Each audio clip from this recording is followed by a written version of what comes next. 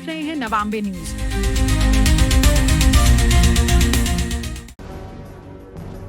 पंचगव्य पदार्थों के नाम पर करोड़ों का घोटाले को नकारते वीयू प्रबंधन ने रविवार को दी जानकारी।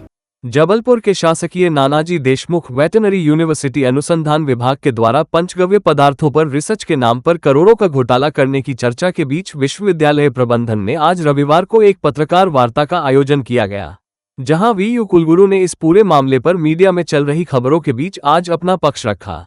जहां जानकारी देते हुए वेटरनरी यूनिवर्सिटी के कुलगुरु प्रोफेसर ने मीडिया को बताया कि साल 2012 में पंचगव्य पदार्थ में शोध के नाम पर 3 करोड़ 50 लाख रुपए की रकम मिली थी, जहां सरकार द्वारा तय किए गए नियमों के अनुसार इस शोध कार्य में लगने वाले सामान, केमिकल और उपकरण आदि खरीदे गए थे, जिसमें इस कार्य में खरीदे गए उपकरणों के साथ उपयोग में लाई जाने वाली कार भी शामिल है। इसके साथ ही अनुसंधान कार्य करने वाले विशेषज्ञों के द्वारा अनुमति लेकर यात्राएं भी की गई थी। वहीं विशेष रूप से इस शोध कार्य में खर्च की गई रकम का सरकारी ऑडिट भी किया गया है, जिसमें अभी तक कहीं भी कोई अनियमितता नहीं पाई गई है। शासन के पास इस शोध कार्य के खर्च के सभी दस्तावेज मौजूद है। दरअसल पंचगव्य योजना में घोटाले की शिकायत संभागीय आयुक्त को की गई थी।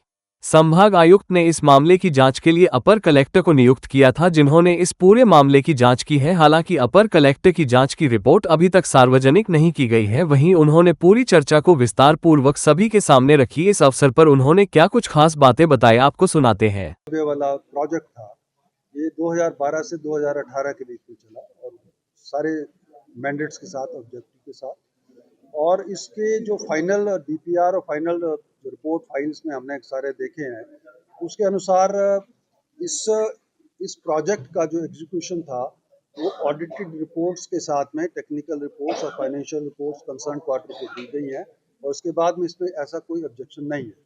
मेरा इसमें कहने का आज अभिप्राय आपसे मिलने का ये था कि देखिए, माननीय कमिश्नर साहब ने भी एक कमेटी बिठाई है जो उसका जांच कर रही है, जिसके सारे पेपर्स और हमने उनको दिए हैं। उनकी रिपोर्ट जो भी आती है उस पर क्या एक्शन होता है वो हम उस हिसाब से आगे बढ़ेंगे। लेकिन कुछ ऐसी भ्रांतियां जो अखबारों में और प्रिंट मीडिया से आ रही थी, तो मैंने सोचा कि इसके बारे में आपसे मैं बात करूं, क्योंकि वो सत्य नहीं था। जैसे उसमें एक गाड़ी खरीदी गई है, तो मैंने आपको जैसे कहा कि गाड़ी का एक पर्पस था, और वो गाड़ी बिल्कुल उस डीपीआर के अनुसार खरीदी गई, और पूरे के पूरे उसमें जो हमारे गवर्नमेंट रूल्स हैं परचेज के, वो सारे के सारे पूरे किए, और उसका पर्पस जो था वो पूरा किया गया, और अभी भी उस गाड़ी का यूज हो। जय श्री महामाया ज्वेलर्स। शुद्धता, भरोसा और सुंदरता सब कुछ एक ही नाम में।